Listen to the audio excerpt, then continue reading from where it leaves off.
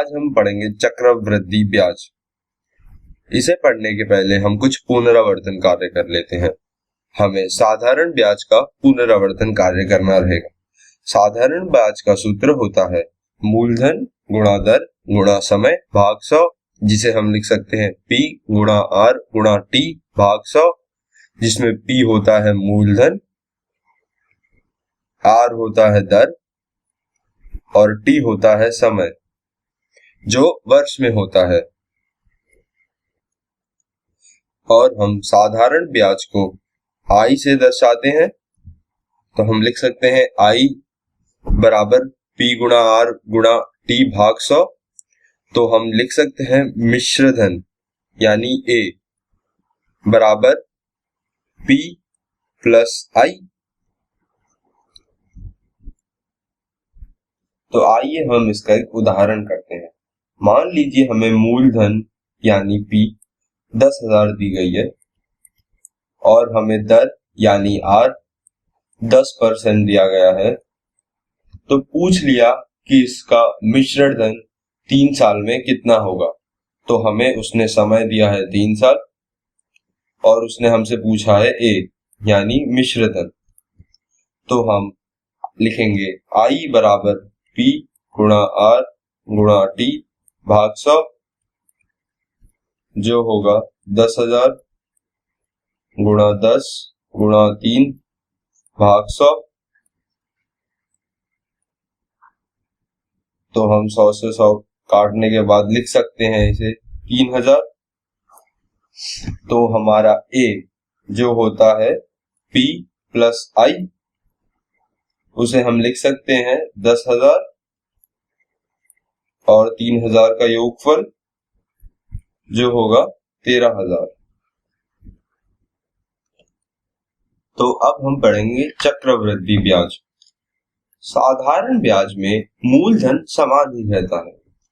इसका मतलब है कि जब हम मिश्र धन निकालते हैं तो उसमें हमेशा हम उसकी P यानी उसका मूलधन समान लेते हैं, जबकि चक्रवृद्धि ब्याज में हम उसका मूलधन बदलते रहते हैं।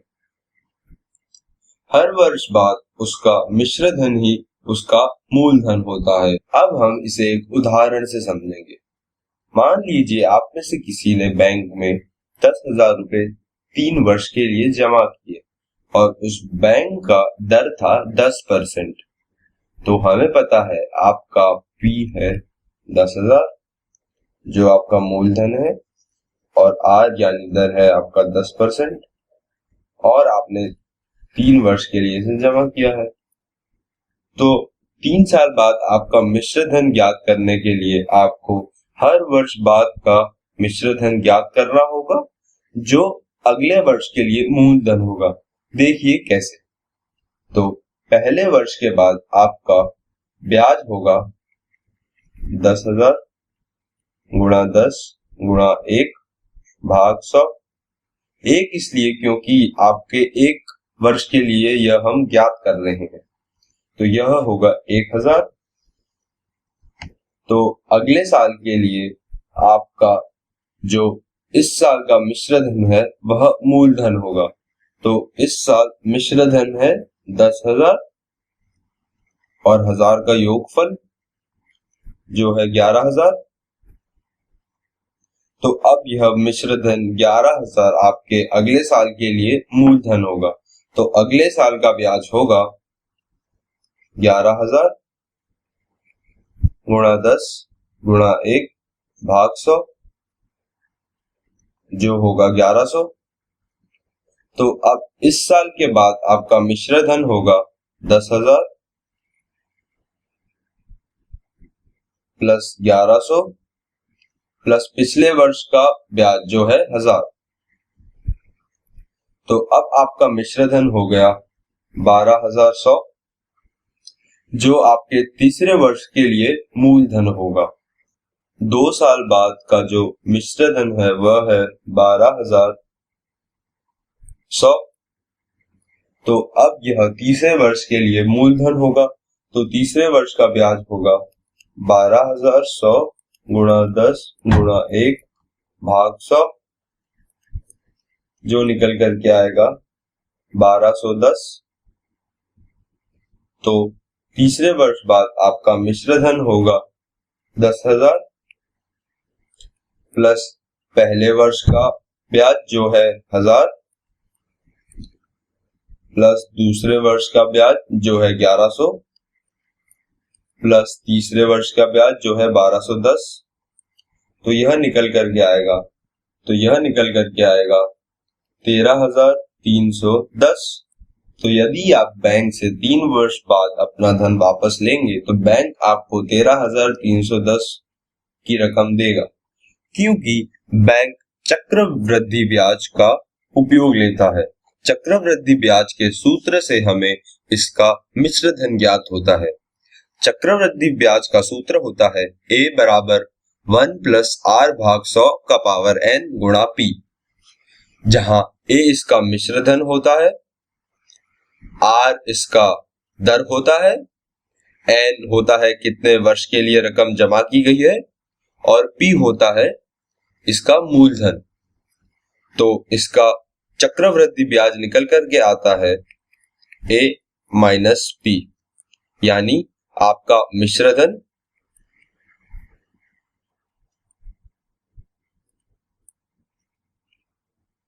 माइनस आपका मूलधन। तो पिछले उदाहरण में हमारे पास मिश्र धन निकल करके आया था 13,310 और आपका मूलधन था 10,000। तो आपके पास इसमें चक्रवृद्धि ब्याज निकल करके आएगा 3,310 रुपए। अब हम चक्रवृद्धि ब्याज के उपयोग से एक उदाहरण करेंगे। मान लीजिए आपको 9,000 की रकम को बैंक में 2 वर्षों के लिए जमा कराना है और बैंक का दर है, यानी बैंक आपको 10% दर से मुनाफा देता है, जो है प्रति वर्ष।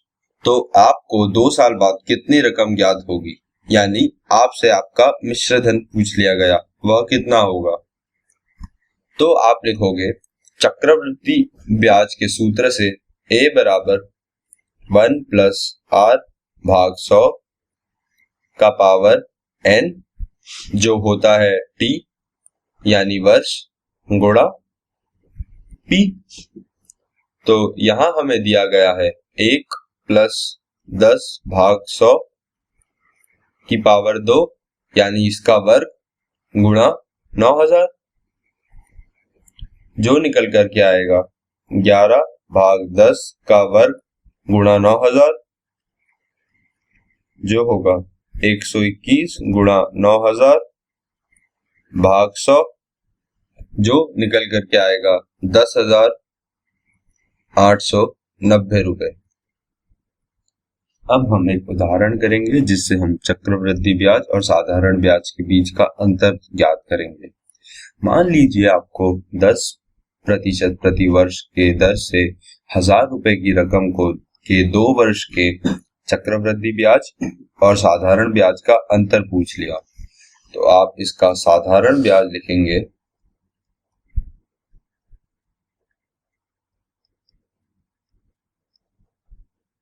P गुणा R गुणा T भाग 100, जो होगा 1,000 गुणा 10 गुणा 2 भाग 100, जो होगा 200, और इसका चक्रवृद्धि ब्याज लिखेंगे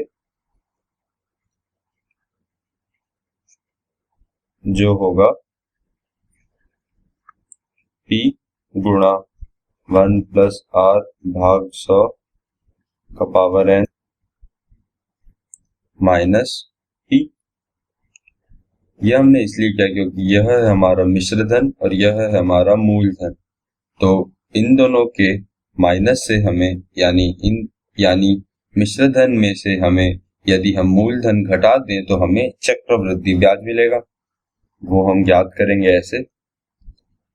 तो 1,000 गुणा 1 प्लस 10 बाय 100 का पावर 2 माइनस 1,000, जो निकल कर के आएगा 1000 गुणा 121/100 माइनस 1000 जो है 210। तो पिछले उदाहरण में हमारा साधारण ब्याज है 200 और चक्रवृद्धि ब्याज है 210, क्योंकि ब्याज होता है मिश्रधन माइनस मूलधन, यानी यदि हम मूलधन को मिश्रधन में से घटा दें तो हमें ब्याज मिलता है। तो इन दोनों ब्याज का अंतर है 210 माइनस 200 यानी 10, जिससे हमें पता चलता है कि चक्रवृद्धि ब्याज साधारण ब्याज से ज्यादा है। यदि किसी भी उदाहरण में हमें दर पॉजिटिव यानी दर हमेशा 0 से बड़ा है तो हमेशा चक्रवृद्धि ब्याज साधारण ब्याज से ज्यादा आएगा। तो इससे हम कह सकते हैं कि यदि हमारी दर यानी हमारे ब्याज का दर 0 से यानी 0 से ज्यादा है तो हमेशा चक्रवृद्धि ब्याज साधारण ब्याज से ज्यादा होगा। अब हम एक उदाहरण करेंगे जिसमें घन 0 से छोटा होगा, यानी घन ऋणात्मक होगा। अभी तक हमने जितने भी उदाहरण देखे उसमें हमारा दर घनात्मक था, यानी उसमें हमारी मूलधन बढ़ रही थी, जबकि अब हमारा मूलधन घटेगा। देखते हैं हम इस उदाहरण के रूप में। मान लीजिए हमें एक यंत्र दिया है जिसकी कीमत है 20,000 रुपए और हर वर्ष यह 10% से घटता है।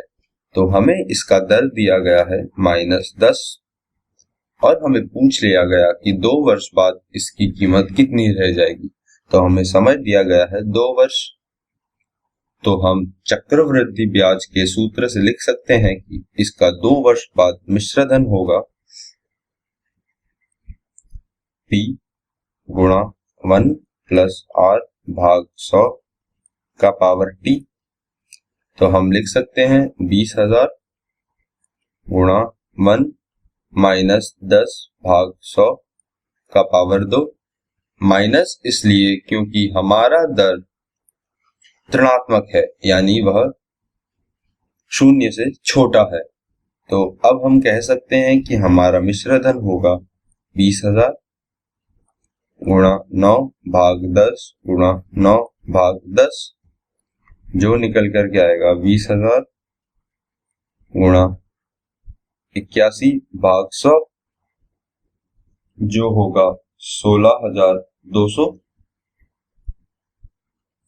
तो हमारे यंत्र की कीमत 2 वर्ष बाद 16,200 रह जाएगी। अब हम रोजमर्रा की जिंदगी में इसका उदाहरण देखेंगे। मान लीजिए किसी जंगल में 1000 वृक्ष हैं, तो P होगा 1000 और हर साल वृक्षों की संख्या 10% से बढ़ जाती है, तो R होगा 10%।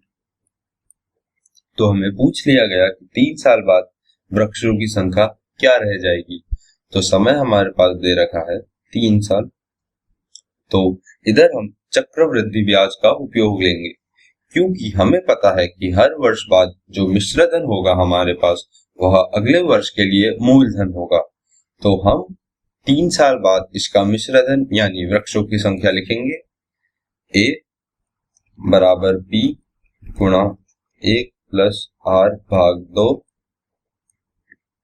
भाग 100 का पावर T जो होगा 1000 गुणा 1 प्लस 10 भाग 100 का पावर 3 जो होगा 1000 गुणा 11 भाग 10 गुणा 11 भाग 10 गुणा 11 भाग 10 जो होगा 1331। यानी 3 वर्ष बाद वृक्षों की संख्या 331 से बढ़ जाएगी। तो हमारे जंगल में अब 1331 वृक्ष रह जाएंगे। तो इस प्रकार हम चक्रवृद्धि ब्याज का हमारे रोजमर्रा की जिंदगी में उपयोग ले सकते हैं जब हमें पता है कि हमारा मिश्रधन अगले वर्ष के लिए मूलधन होगा। तो आज हमने साधारण ब्याज के सूत्र का पुनरावर्तन किया, जो होता है P गुणा R गुणा T भाग 100, और हमने चक्रवृद्धि ब्याज के सूत्र जाना, जो होता है P गुणा 1 प्लस R भाग 100 का पावर T, जो हमारा मिश्रधन होता है T वर्ष के बाद। और हमने मिश्रधन, मूलधन और ब्याज के बीच में एक सूत्र जाना, और हमने यह जाना कि A बराबर P प्लस I, यानी मिश्रधन बराबर मूलधन प्लस ब्याज। धन्यवाद।